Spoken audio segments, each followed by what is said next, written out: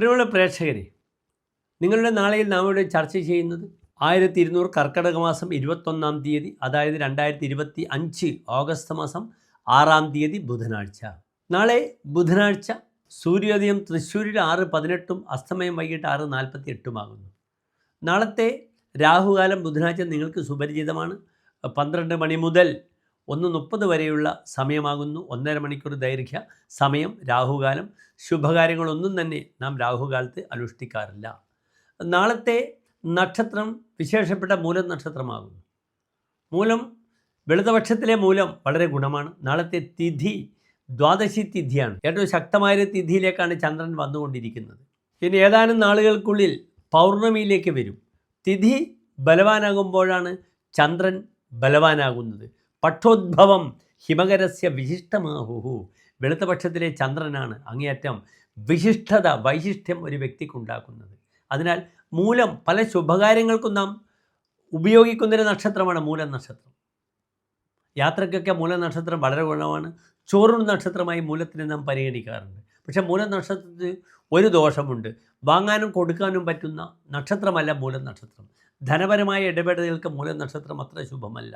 കൃത്രിക ഭാഗ്യ മൂലാശ്ച മകാ ചിത്രാച്ച രേവതി.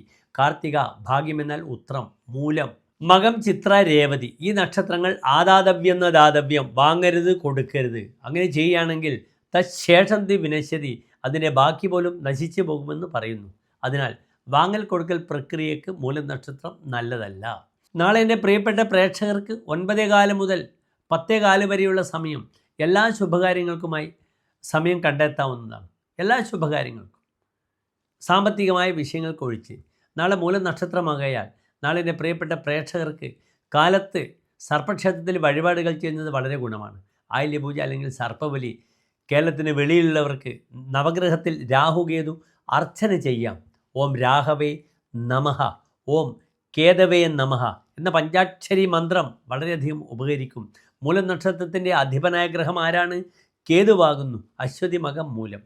അതിനാൽ മൂലം നക്ഷത്രം നാഗപ്രീതിക്ക് ഏറ്റവും നല്ലതാണ്. രാഹുകേതുക്കളിൽ രാഹുവിൻ്റെ വാലാകുന്നു കേതു. ഡ്രാഗൺസ് ടെയിൽ എന്നാണ് ഇംഗ്ലീഷിൽ പറയുക. രാഹുവിനാണെങ്കിൽ ഡ്രാഗൺസ് ഹെഡ്.